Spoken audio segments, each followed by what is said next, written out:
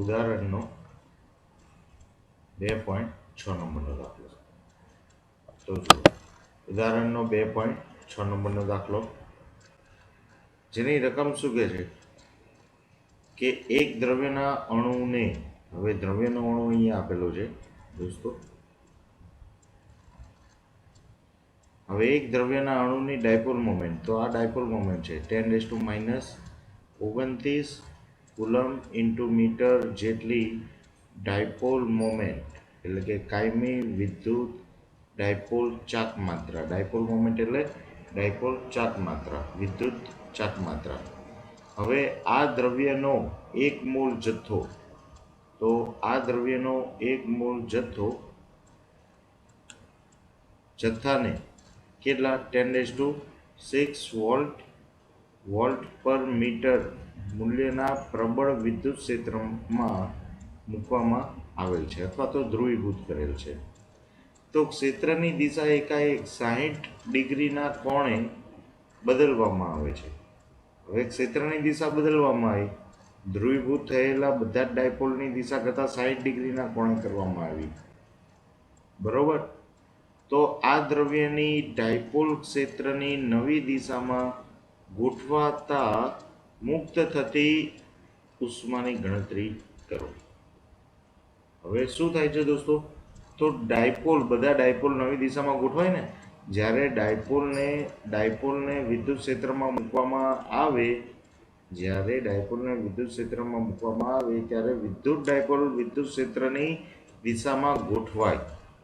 હવે જ્યારે બધા ડાયપોલ વિદ્યુત ક્ષેત્રની દિશામાં ગોઠવાય તો એને શું કહેવાય, તો સરળતા ખાતર તેનું ધ્રુવીભવન થયું તેમ કહેવામાં આવે.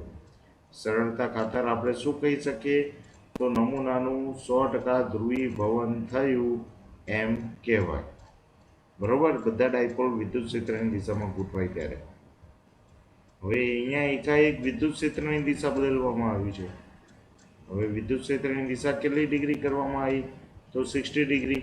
પહેલા 100% ધ્રુવીભવન હતો, એટલે બધા ડાયપોલ વિદ્યુત ક્ષેત્રની દિશામાં હતા, એટલે θ1 કેટલા મળે, તો θ1 0 મળશે. θ2 60 ડિગ્રી લઈશું. ચલો, એક ડાયપોલ મોમેન્ટ, એક અણુની dipole moment 10⁻29 coulomb into metre. બરોબર. ચલો, વિદ્યુત ક્ષેત્રનું મૂલ્ય 10⁶ કમ્પ્લીટ.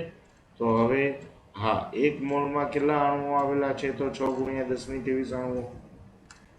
તો એક મોલ ડાયપોલની વિદ્યુત ડાયપોલ મોમેન્ટ કેટલી, તો એક મોલ દ્રવ્યની વિદ્યુત ડાયપોલ મોમેન્ટ પહેલા ગણીએ. તો દરેક અણુની ડાયપોલ મોમેન્ટ કેટલી છે દોસ્તો, તો અહીં દરેક અણુની ડાયપોલ મોમેન્ટ આપેલી છે. કેટલી છે, 10⁻29 કુલમ ઇન્ટુ મીટર. તો કુલ દ્રવ્યની કુલ ડાયપોલ મોમેન્ટ કેટલી, તો એક મોલ દ્રવ્યની કુલ ડાયપોલ મોમેન્ટ એટલે અણુની સંખ્યા ગુણ્યા એક અણુની ડાયપોલ મોમેન્ટ. તો જુઓ, અણુઓની સંખ્યા કેટલી, એવોગેડ્રો નંબર જેટલી, તો આ એવોગેડ્રો નંબર ગુણ્યા એક અણુની ડાયપોલ મોમેન્ટ 10⁻29. તો 10⁻29 ગુણાકારમાં 6 × 10⁻23. બરોબર ને. તો હવે આપણને શું મળશે, તો 10⁻23 10⁻29 એટલે 10⁻6. તો 6 × 10⁻6 કુલમ ઇન્ટુ મીટર. તો એક મોલ દ્રવ્યની કુલ ડાયપોલ મોમેન્ટ P = 6 ×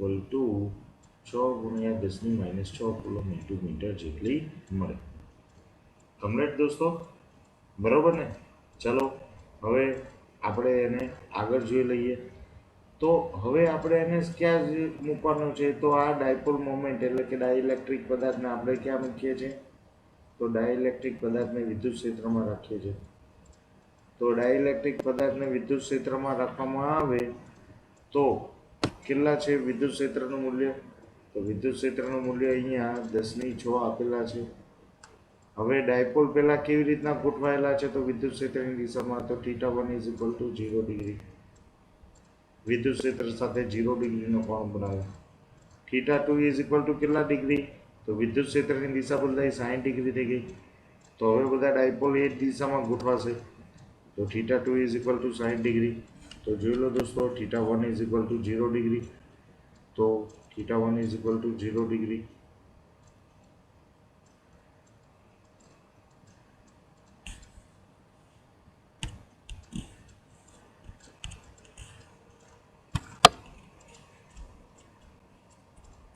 બરોબર. ચલો θ2 બરાબર કેટલા છે? તો θ2 બરાબર 60 ડિગ્રી છે. તો એને જોઈ લઈએ આપણે. જો θ2 ઇઝ ઇક્વલ ટુ 60 ડિગ્રી, તો θ2 ઇઝ ઇક્વલ ટુ 60 ડિગ્રી, હે ને? હવે જુઓ સાહેબ દોસ્તો, આગળ શું કરીશું? પ્રારંભિક સ્થિતિ ઊર્જા. તો જ્યારે વિદ્યુત ક્ષેત્રની દિશામાં હોય ત્યારે ડાયપોલને વિદ્યુત ક્ષેત્રમાં ગોઠવવામાં આવે ત્યારે તેની સ્થિતિ ઊર્જાનું સૂત્ર કયું? તો પી કોસ થીટા. તો પી કોસ થીટા અહીંયા એપ્લાય કર્યું છે. અહીંયા θ1 લેવાનું પ્રારંભિક સ્થિતિ ઊર્જા માટે. પીની કિંમત કેટલી? તો આ રહ્યું 6 ગુણ્યા 10⁻6 કુલમ ઇન્ટુ મીટર. તો -6 ગુણ્યા 10⁻6 કુલમ ઇન્ટુ મીટર. વિદ્યુત ક્ષેત્રનું મૂલ્ય કેટલું? તો 10⁶ વોલ્ટ પર મીટર. તો 10⁶ વોલ્ટ પર મીટર.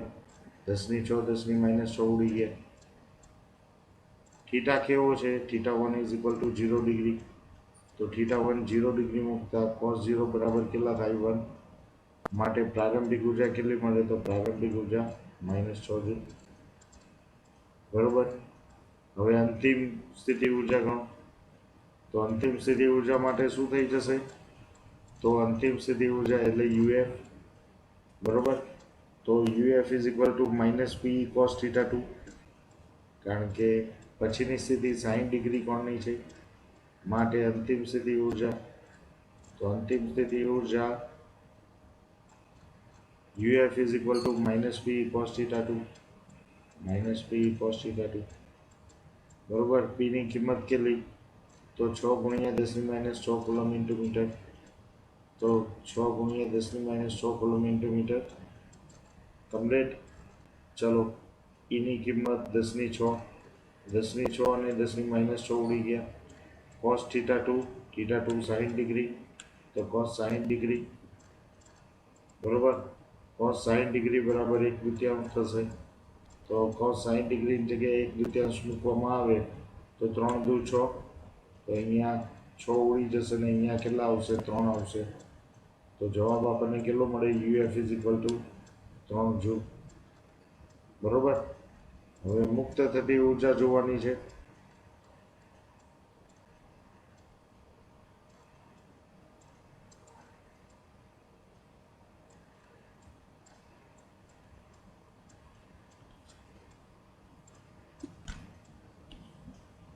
તો જુઓ દોસ્તો, મુક્ત થતી ઉર્જા આપણે લઈએ.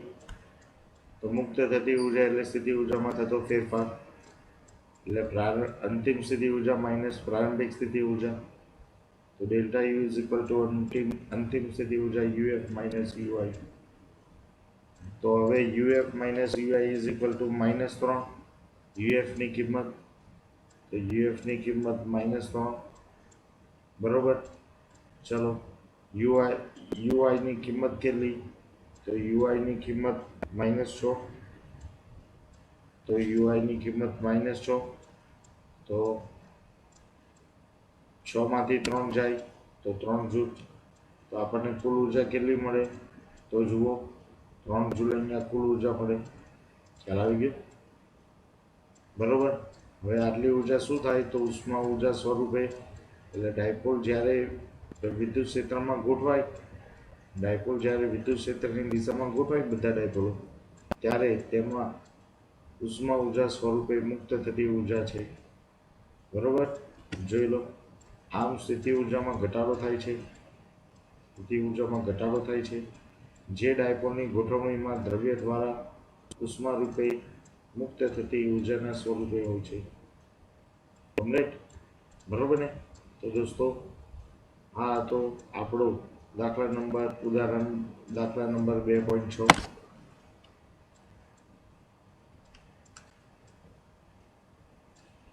ચલો દોસ્તો, હવે ઉદાહરણ નંબર 2.8. તો આ આપણો છે ઉદાહરણ નંબર 2.8.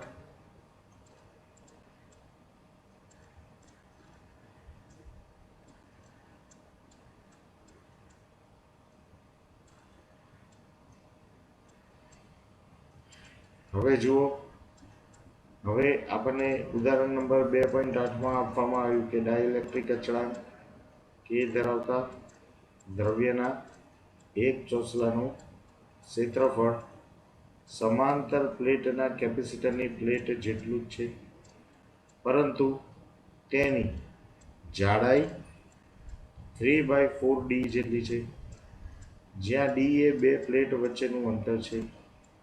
જ્યારે આ ચોસલાની બે પ્લેટ વચ્ચે દાખલ કરવામાં આવે છે ત્યારે કેપેસિટન્સમાં થતો ફેરફાર ગણો. તો હવે દોસ્તો, પહેલા જ્યારે હવાનું માધ્યમ હોય ત્યારે કેપેસિટર, તો હવાના માધ્યમમાં કેપેસિટર, તો હવે અહીંયા ડાઇલેક્ટ્રિક સ્લેબ દાખલ નથી કર્યો, એ પહેલાનું કેપેસિટન્સ. તો હવાના માધ્યમમાં કેપેસિટન્સ, તો અહીંયા પ્લસ વિદ્યુતભાર માઇનસ વિદ્યુતભાર, બંને વચ્ચેનું અંતર કેટલું? તો બંને વચ્ચેનું અંતર ડી. બરોબર. હવાનું માધ્યમ હોય ત્યારે કેપેસિટરની અંદર વિદ્યુત ક્ષેત્ર E0 ગણી લો. બરોબર. તેનું વિદ્યુત સ્થિતિમાન V0 લઈ લો. હવે ડાઇલેક્ટ્રિક સ્લેબ દાખલ કરવામાં આવે તો કેટલો ડાઇલેક્ટ્રિક સ્લેબ દાખલ કરવામાં આવે છે? તો કેપેસિટરની વચ્ચે 3/4 ડી જેટલો 3/4 ડી જેટલો ડાઇલેક્ટ્રિક સ્લેબ દાખલ કરતા. તો આની જાડાઈ કેટલી છે? તો આ જાડાઈ છે 3/4 ડી. બરોબર. તો હવે અહીંયા આગળ વિદ્યુત સ્થિતિમાન કેટલું થશે? તો ડાઇલેક્ટ્રિક સ્લેબનું વિદ્યુત સ્થિતિમાન, હવે કેટલા ભાગમાં હવા છે? તો હવાનું માધ્યમ ડી માંથી 3/4 જેટલો ભાગ બાદ કરી દો, એટલા ભાગમાં હવા છે. તો કેપેસિટર ડાઇલેક્ટ્રિક સ્લેબ ઉમેરતા ડાઇલેક્ટ્રિક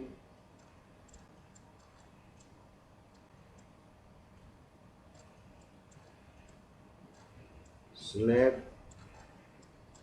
દાખલ કરતા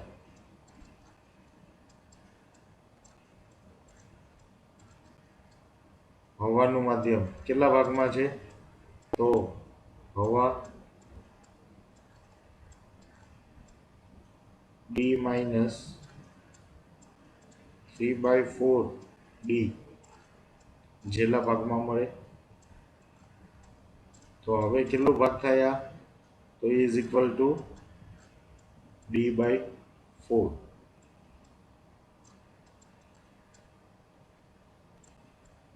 જેટલા ભાગમાં મળે, જેટલા ભાગમાં મળે. બરોબર. માટે હવાવાળા ભાગમાં વિદ્યુત સ્થિતિમાન V0, તો હવાવાળો ભાગ D/4 જેટલો, તો વિદ્યુત સ્થિતિમાન V/4. તો હવા વાળા ભાગમાં વિદ્યુત સ્થિતિમાન V1 is equal to V0/4. કારણ કે હવાવાળો ભાગ કેટલો બચે છે? D/4 જેટલો. તો એટલા ભાગમાં વિદ્યુત સ્થિતિમાન V/4 જેટલું મળે. બરોબર.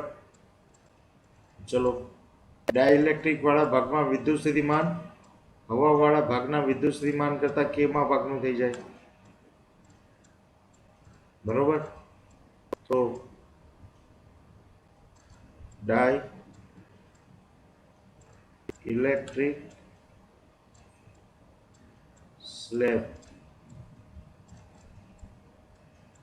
ના ભાગમાં વિદ્યુત સ્થિતિમાન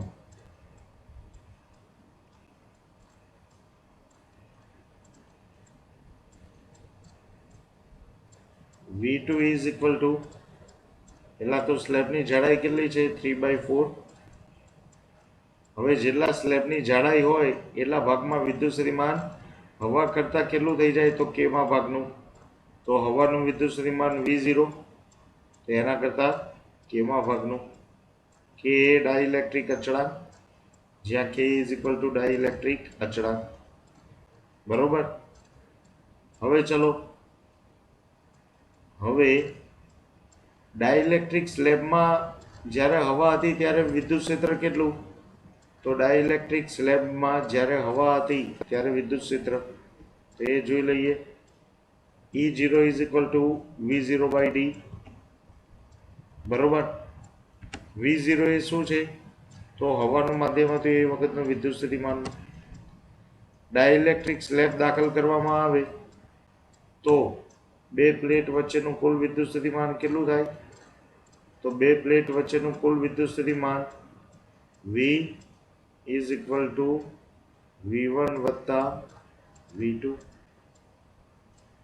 V1 બરાબર કેટલા મળે દોસ્તો, તો V1 ઇઝ ઇક્વલ ટુ જોયું V0/4 વત્તા V2 ઇઝ ઇક્વલ ટુ 3/4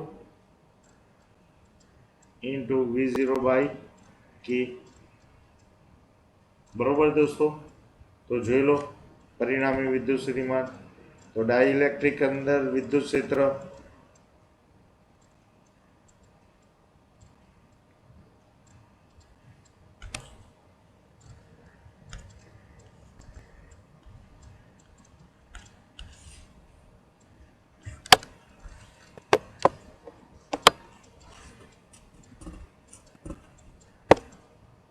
ડાઇલેક્ટ્રિકની અંદર વિદ્યુત ક્ષેત્ર એ બહારના હવામાંના વિદ્યુત ક્ષેત્ર કરતા કેમાં ભાગનું થાય, વિદ્યુત ક્ષેત્ર પણ કેમાં ભાગનું થઈ જાય. બરોબર. તો ડાઇલેક્ટ્રિકની અંદર વિદ્યુત ક્ષેત્ર ઘટી ગયું. જોકે આ દાખલામાં વિદ્યુત ક્ષેત્રની કોઈ જરૂર નથી, માટે ડાયરેક્ટ સ્થિતિમાનનો તફાવત જ લઈ લઈએ. તો કુલ વિદ્યુત સ્થિતિમાન V ઇઝ ઇક્વલ ટુ મળી ગયું આપણને. શું લીધું અહીંયા, તો કુલ વિદ્યુત સ્થિતિમાન ગણી દોસ્તો. તો કુલ વિદ્યુત સ્થિતિમાન કેટલું, તો કુલ વિદ્યુત સ્થિતિમાન V is equal to V1 વત્તા V2. V1 એટલે કોની કિંમત, તો V0/4. V2 એટલે 3/4 ઇન્ટુ V0/k.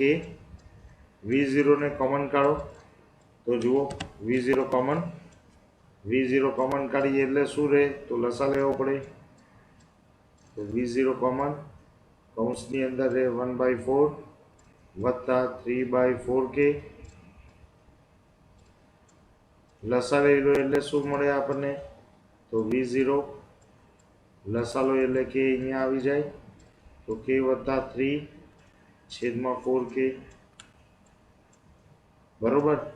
તો ડાઇલેક્ટ્રિક સ્લેબ દાખલ કરવામાં આવે એટલે વિદ્યુત સ્થિતિમાન ઘટે તો કેટલા ગણું ઘટશે, તો k વત્તા 3/4k જેટલું ઘટે.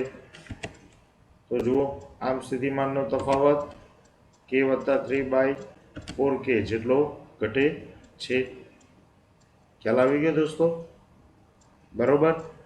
હવે મારે નવું કેપેસિટન્સ શોધવાનું છે. મને એવું પૂછ્યું છે કેપેસિટરમાં શું ફેરફાર થશે, તો વિદ્યુત ભાર ઘટે નહીં, પ્લેટ પરનો વિદ્યુત ભાર અચળ રહે.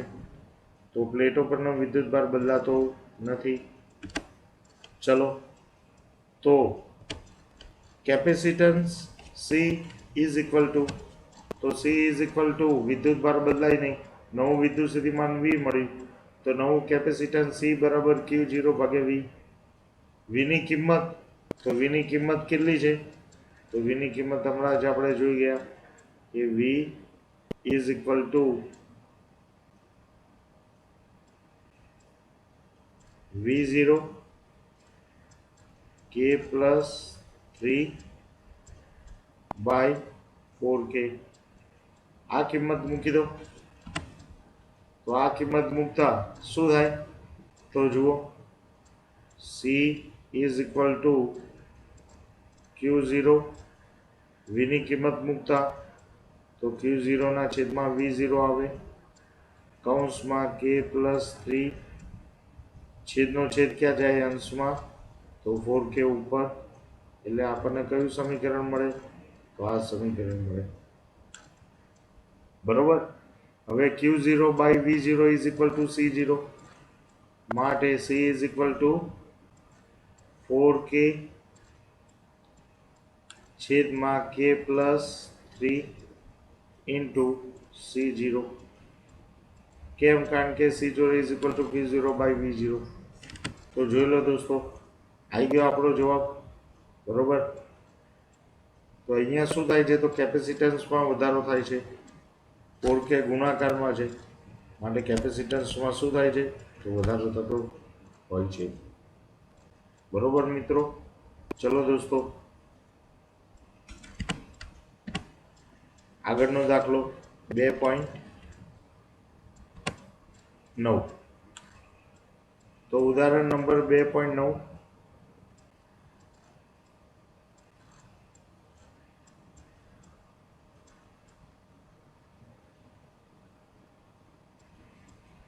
તો દોસ્તો 2.9 માં રકમ એવી રીતે આપેલી છે કે આકૃતિમાં દર્શાવ્યા મુજબ 10 માઇક્રોફેરાડેના 4 કેપેસિટરોનું એક નેટવર્ક 500 વોલ્ટના સપ્લાય સાથે જોડેલ છે એ નેટવર્કનો સમતુલ્ય કેપેસિટન્સ બી દરેક કેપેસિટર પરનો વિદ્યુતભાર શોધો તો અહીંયા આપણને નોંધ એવી આપેલી છે કે નોંધવાનું છે કે કેપેસિટર પરનો વિદ્યુતભાર એ ઊંચા સ્થિતિમાન પ્લેટ પરનો વિદ્યુતભાર છે જે નીચા સ્થિતિમાનની પ્લેટ પરના વિદ્યુતભાર જેટલો જ હોય છે એટલે ધન પ્લેટ પરનો વિદ્યુતભાર ઋણ પ્લેટ પરનો વિદ્યુતભાર સમાન હોય છે અને કેપેસિટર પરનો વિદ્યુતભાર એ માત્ર ઊંચા સ્થિતિમાન એટલે કે ધન પ્લેટનો જ વિદ્યુતભાર ગણવામાં આવે છે નેટવર્ક જોઈ લો આકૃતિ ક્યાં છે તો આકૃતિ અહીંયા આકૃતિ આપેલી છે દોસ્તો આકૃતિમાં એ અને બી વચ્ચે 500 વોલ્ટની બેટરી જોડેલી છે જે અહીંયા માત્ર 500 વોલ્ટ વડે લખેલું છે તો એ અને બી વચ્ચે 500 વોલ્ટની બેટરી છે વિદ્યુત પ્રવાહ અહીંયાથી I આવે છે બે ભાગમાં વિભાજિત થાય છે બરોબર હવે આ લાઈનમાં એક જ વિદ્યુત પ્રવાહ જશે આગળ ક્યાંય વિભાજિત થતો નથી માટે એક જ વિદ્યુત પ્રવાહ જવાથી દરેક પર વિદ્યુત ભાર કેવો છે સમાન છે અને શ્રેણી જોડાણમાં દરેક કેપેસિટર પરનો વિદ્યુત ભાર સમાન હોય છે બરોબર હવે આનું સમતુલ્ય માટે આ શ્રેણી જોડાણ થઈ ગયું C1 C2 C3 એ કેવા છે શ્રેણી જોડાણમાં છે તેમનું મૂલ્ય પણ કેવું છે સમાન છે બરોબર તો C1 C2 C3 નું સૂત્ર શું થાય તો 1/C' is equal to 1/C1 વત્તા 1/C2 વત્તા 1/C3 બરોબર દોસ્તો તો જુઓ અહીંયા દર્શાવેલું છે C1 C2 C3 શ્રેણી જોડાણમાં છે માટે એમનું સમતુલ્ય capacitance C' 1/C' is equal to 1/C1 વત્તા 1/C2 વત્તા 1/C3 એટલે હવે આપણને અહીંયા શું મળશે તો બધા દરેક કેપેસિટરનું મૂલ્ય સમાન છે કેટલું છે 10 માઇક્રોફેરાડે તો 10 માઇક્રોફેરાડે તો એનું કેપેસિટન્સ કેટલું મળે તો 10/3 C'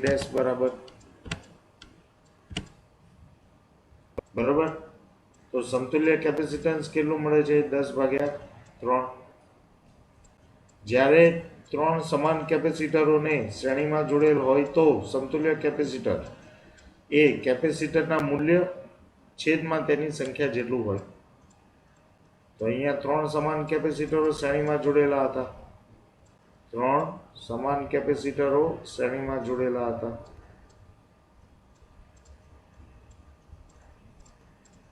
માટે કેપેસિટરનું તેમનું મૂલ્ય પણ કેવું હતું? C1 is equal to C2 is equal to C3 is equal to 10 માઇક્રોફેરાડે. તો સમતુલ્ય કેપેસિટન્સ ડાયરેક્ટ જ્યારે MCQ ગણો ત્યારે કેટલું થાય? તો કેપેસિટરનું મૂલ્ય કેટલું છે ભાઈ? 10 માઇક્રોફેરાડે ભાગ્યા તેની સંખ્યા. બરોબર, તો આ પ્રમાણે મળે. હવે મળતો પરિણામી પરિપથ, તો C1 C2 ને C3 ને સમતુલ્ય C' મળ્યો, તેની જગ્યાએ આપણે C' મૂકી દઈએ. તો C' અને C4 એ સમાંતરમાં થાય, તો પરિપથ આ પ્રમાણે બને. C' અને C4 એ સમાંતરમાં થાય. હવે સમાંતરમાં સમતુલ્ય કેપેસિટન્સનો સરવાળો થાય માટે AD વચ્ચે સમતુલ્ય કેપેસિટન્સ CAD, તો C' વત્તા C 10/3 વત્તા 10 એટલે 40/3 માઇક્રોફેરાડે જેટલું મળે છે. બરોબર. હવે દરેક પ્લેટ પરનો વિદ્યુતભાર શોધવાનો દોસ્તો, દરેક કેપેસિટર પરનો વિદ્યુતભાર. તો આ CAD છે, CAD સમતુલ્ય કેપેસિટન્સ 40/3 કરતા આપણને કેટલા મળે? તો 40/3 કરતા 13.33 માઇક્રોફેરાડે. બરોબર, તો આ 40/3 નો જવાબ છે દોસ્તો. ખ્યાલ આવ્યો? ચાલો દોસ્તો આગળ. હવે C1 C2 C3 શ્રેણીમાં છે માટે તેમના પરનો વિદ્યુતભાર કેવો થાય? સમાન થાય. તો C1 C2 C3 શ્રેણીમાં હોવાથી C1 C2 C3, તો C1 C2 C3 એ શ્રેણીમાં હોવાથી તેમના પરનો વિદ્યુતભાર સમાન બને છે. તો બધા પરનો વિદ્યુતભાર આપણે કેટલો લઈ લો? Q. હવે દરેક પ્લેટ પર વિદ્યુત સ્થિતિમાન કેવું થાય? સમાન. કેટલું થાય? Q/C1. આનું વિદ્યુત સ્થિતિમાન, જેને આપણે શું કહીએ? V1. આના વિદ્યુત સ્થિતિમાનને V2 કહી દો. V2 is equal to Q/C2. અને આના વિદ્યુત સ્થિતિમાનને V3 કહી દો. તો આનું વિદ્યુત સ્થિતિમાન કેટલું થશે? V3 is equal to Q/C3.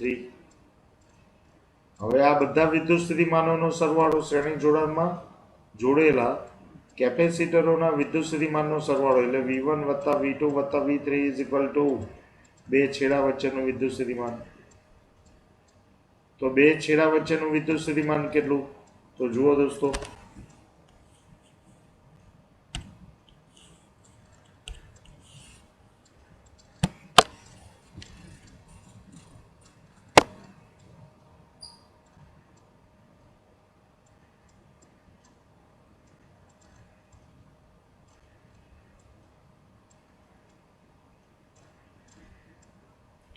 બે છેડા 500 વોલ્ટની બેટરી સાથે જોડેલા છે માટે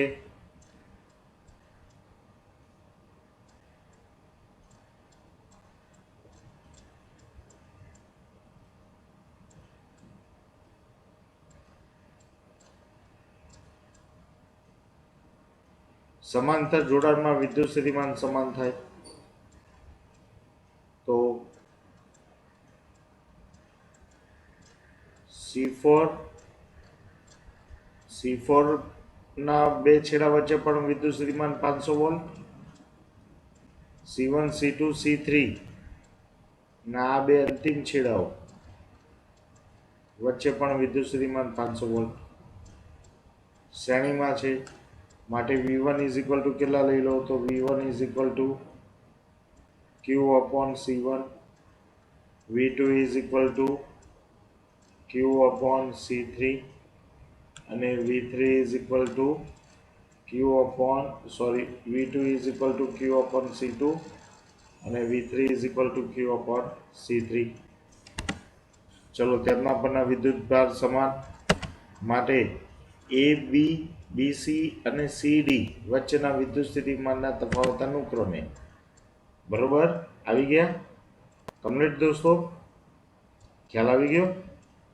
બરોબર ને? તો જુઓ, વચ્ચેથી હું લાલ લાઈન ભૂસી કાઢું છું એટલે તમારા માટે વધારે ક્લિયર થઈ જાય.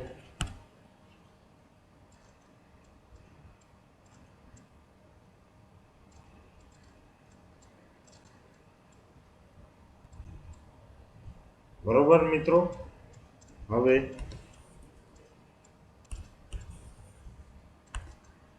કુલ વિદ્યુત સ્થિતિમાન બરાબર તો V1 વત્તા V2 વત્તા V3 બરાબર 500 વોલ્ટ. જ્યાં V1 V2 V3 ની કિંમત મૂકી દેવાની. તો V1 વત્તા V2 વત્તા V3 બરાબર 500 વોલ્ટ. અહીંયા એમની કિંમત મૂકી દીધી. Q ને સામાન્ય કાઢો. Q સામાન્ય નીકળી જાય. 1/C1 વત્તા 1/C2 વત્તા 1/C3 is equal to 500 volt. હવે 1/C1 વત્તા 1/C2 વત્તા 1/C3 is equal to 1/C dash. તો જુઓ, તો કેટલા થઈ જશે અહીંયા? 1/C dash.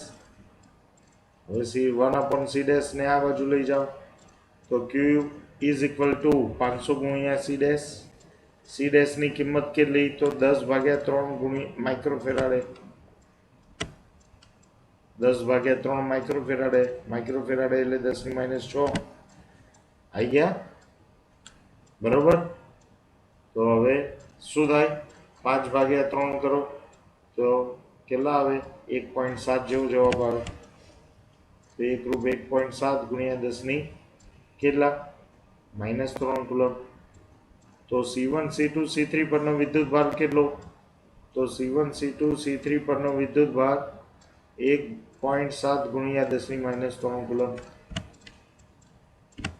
બરોબર? ચલો, AD વચ્ચેનો વિદ્યુત સ્થિતિમાનનો તફાવત. તો AD વચ્ચે વિદ્યુત સ્થિતિમાનનો તફાવત કેટલો? તો AD વચ્ચેનો વિદ્યુત સ્થિતિમાન એટલે C4. C4 પરના વિદ્યુત સ્થિતિમાનનો તફાવત. તો C4 પરના વિદ્યુત સ્થિતિમાનનો તફાવત. તો C4 પર ધારો કે Q ડેશ વિદ્યુત ભાર. બરોબર? તો Q ડેશ એ શું છે? C4 પરનો વિદ્યુત ભાર. તો જ્યાં Q ડેશ એ C4 પરનો વિદ્યુત ભાર, જ્યાં Q ડેશ એ C4 પરનો વિદ્યુત ભાર.